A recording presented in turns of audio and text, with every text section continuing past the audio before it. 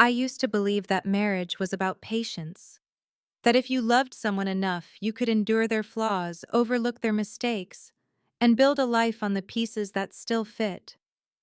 I was 33 when I married Ethan, and at that age, I thought I understood love. I thought love was forgiveness. I thought love was sacrifice. What I didn't realize was that sometimes what we call sacrifice is really just slow self-erasure. Ethan wasn't the kind of man who swept into a room and demanded attention. He was quieter, steadier, the sort of man people called reliable.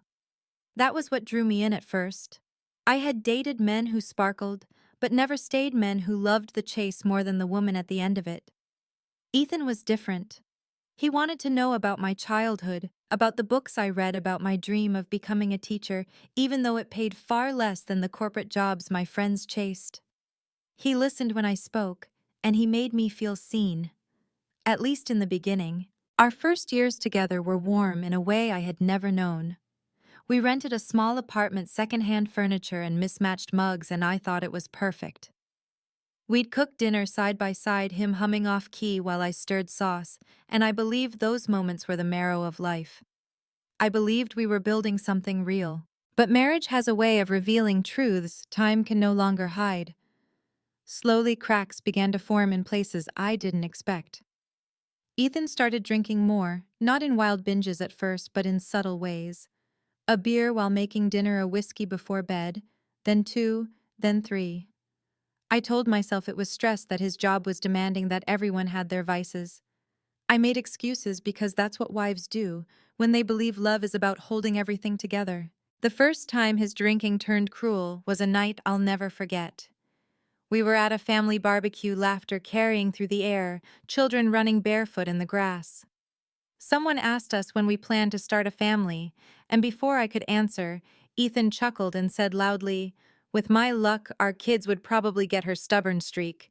God help me if they get her looks too." The laughter around the table stung like a slap. He was drunk, his eyes glassy, his grin wide as if he'd just told the cleverest joke.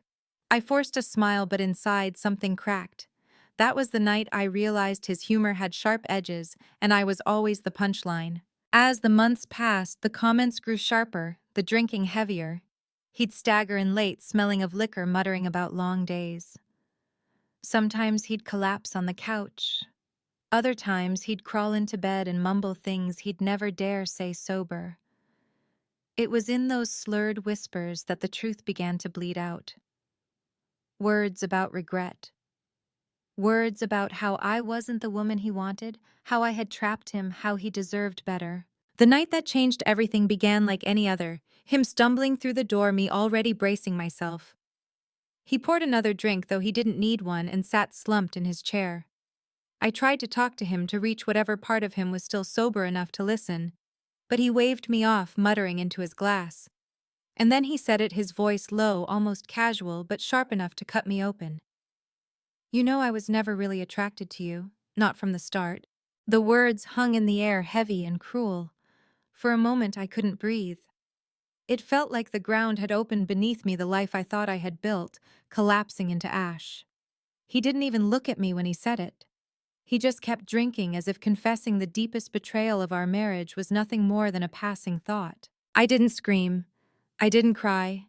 I just sat there staring at the man who had once promised me forever, realizing that forever had always been a lie. That night, as he snored on the couch, I lay awake in our bed staring at the ceiling. His words echoed in my mind, but beneath the hurt, something else began to stir. Not rage, not despair. Something quieter but far more dangerous.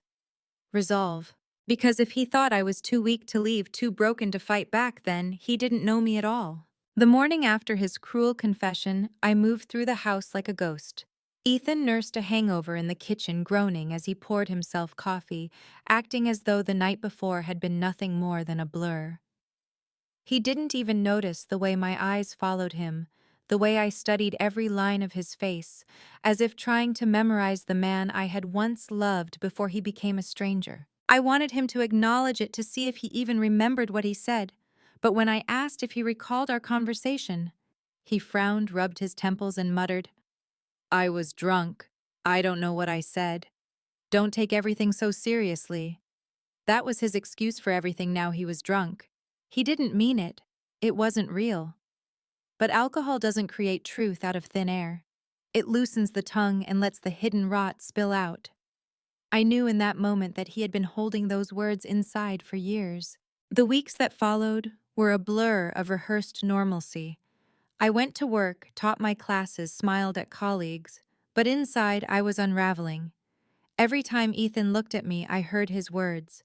Every time he touched me, I felt the weight of his contempt. I began to question everything: our wedding vows, the laughter we once shared, the late nights when he told me he loved me. Were they all lies?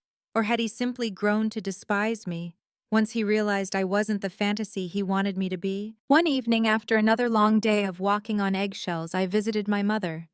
She looked at me with those sharp, knowing eyes and asked the question no one else dared to. Are you happy, really? I wanted to lie, but the truth spilled out like water from a cracked glass.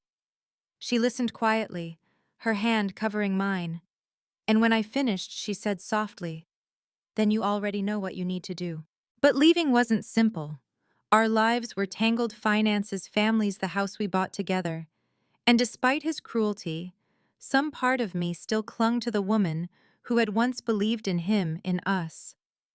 I hated myself for that, for the flicker of hope that maybe he could change, that maybe one day he'd look at me the way he used to.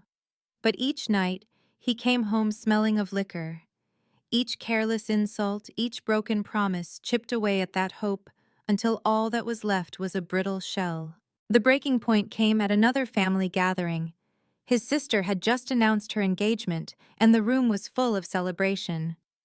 Ethan, already drunk, wrapped an arm around me and declared loudly, "Can you believe she's been with me this long? She should have left years ago." The room erupted in laughter, but I froze. His mother looked away, embarrassed, and his father gave a weak chuckle. No one defended me. No one stopped him.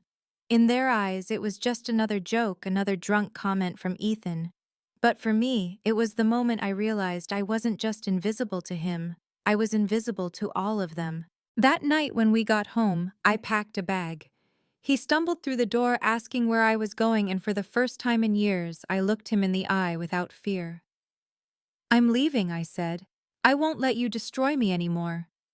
He laughed, of course. He always laughed. "You'll be back," he sneered. "You've got nothing without me." But as I closed the door behind me, I felt something break free inside me. His voice might still echo in my mind, but it no longer held power.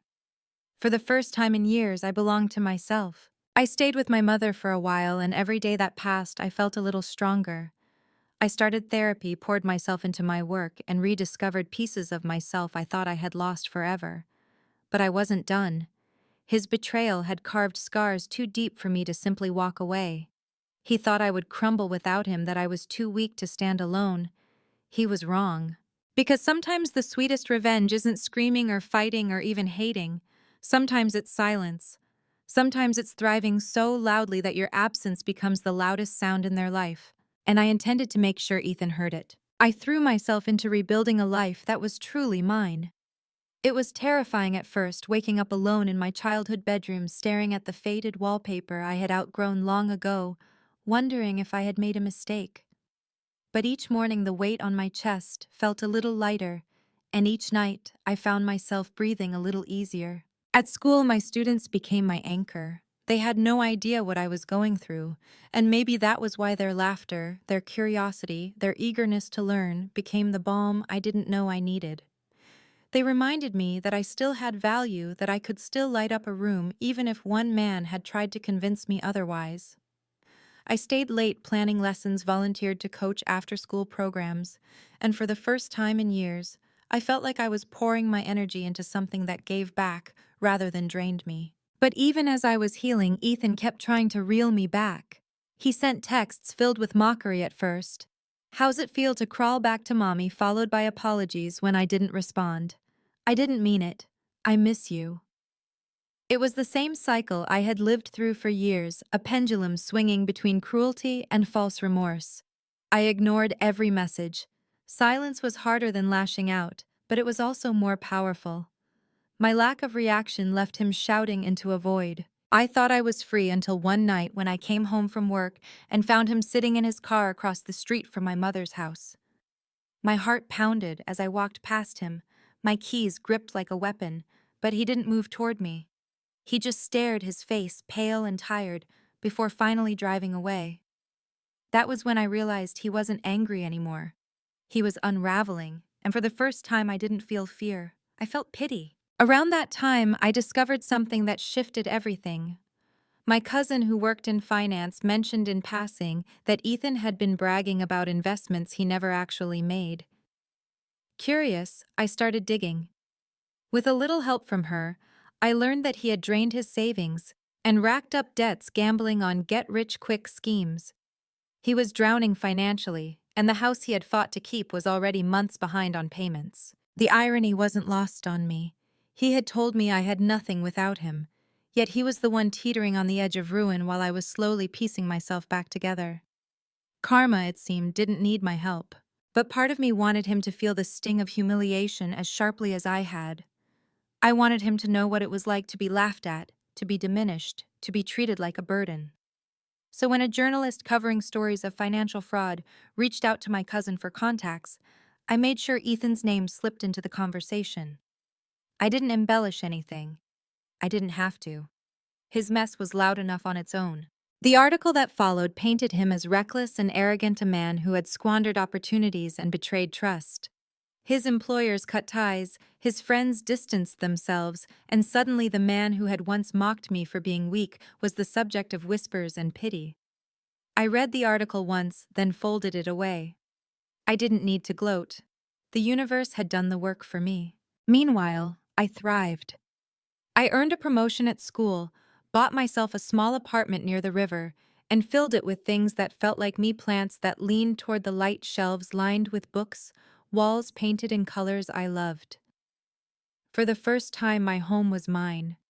Every corner, every detail, every choice belonged to me, not to the shadow of a man who once dictated who I was allowed to be.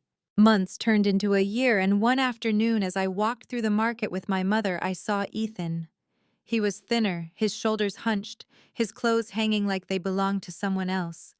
He looked at me, his eyes hollow, and for a second I saw recognition flare, then shame. He turned away before I could decide whether to nod or not. That was the moment I realized I no longer needed revenge. I had already won, not because he had fallen, but because I had risen. His downfall was his own doing, my survival was mine. Still at night, when I lay in bed, I thought about the girl I used to be. The one who believed love meant enduring cruelty, the one who mistook ridicule for honesty, the one who clung to a man who never saw her worth. I wanted to reach back through time, hold her hand and whisper, "You will outgrow this. You will become someone he can't touch." And maybe that's what revenge truly is, not watching them suffer, but watching yourself bloom in spite of them. The final shift in my story came quietly, almost without me noticing. I had been so focused on survival, on proving to myself that I could stand alone, that I didn't realize I had crossed into something deeper, thriving. My apartment became a sanctuary. I filled it with light and color, with laughter from friends who gathered for dinners, with the sound of my own music playing freely through the rooms. I stopped tiptoeing through life, waiting for someone else's temper to dictate the atmosphere. For the first time in years, peace wasn't a fragile thing. It was steady, real, and mine. Ethan, meanwhile, drifted further into obscurity. I heard fragments through the grapevine: failed jobs, unpaid debts, nights spent at bars where no one knew his name. He had become a shadow of the man he once pretended to be. And while a small, bitter part of me wanted to gloat, the truth was simpler: he had written his own ending. I didn't need to lift a finger. His cruelty had built a cage, and now he lived inside it. The most powerful moment of closure came on an ordinary afternoon. I was walking along the river arms full of groceries when I heard my name. I turned, and there he was. Ethan. His clothes were wrinkled, his face unshaven, and his eyes carried that same glassy fog I had seen so many nights before. For a heartbeat, I was back in that old life: the comments, the laughter, the ache of being diminished. But then the moment passed, and I saw him for what he was, a broken man trying to find his footing in quicksand. He shuffled closer, his voice rough. "I'm sorry," he muttered. "I shouldn't have said those things. I messed up. I lost everything. There was a time when those words would have undone me, when I would have clung to them as proof that maybe deep down he still loved me. But now, they meant nothing. His apology wasn't for me. It was for himself, a last attempt to ease the weight of his own regret. I looked at him, really looked, and then I said the only thing I had left to say. "I hope you find what you're looking for, Ethan, but I've already found mine." I walked away, the sound of my footsteps steady against the pavement, and I didn't look back. Because I didn't need to. The past had lost its grip on me. His voice no longer lived in my head, his laughter no longer haunted my dreams. He was just another chapter I had closed. And so here I am telling you this story, not because I want pity or revenge or even sympathy. I'm telling it because maybe you've been where I was. Maybe someone you trusted, someone you loved, tore you down piece by piece until you forgot who you were. Maybe you're still living in that silence, still carrying those words like stones in your chest. If you are, I want you to hear me clearly. You are not defined by their cruelty. You are not limited by their betrayal. I thought my life was over when Ethan told me he was never attracted to me. I thought I would wither under the weight of his rejection. But what I didn't know was that sometimes the deepest wounds can become the strongest scars. Sometimes betrayal becomes the very thing that sets you free. So to anyone listening, don't let their laughter define you. Don't let their words be the mirror you see yourself in. You have the power to rebuild, to rise, to thrive louder than the pain they left behind. If my story touched you, I hope you'll like, share, and subscribe. Leave a comment if you've ever turned heartbreak into strength, because your voice matters and your survival is proof that no betrayal has the power to end you. This was my story of betrayal, of karma, of revenge, written not with anger but with healing. And it is my story of freedom.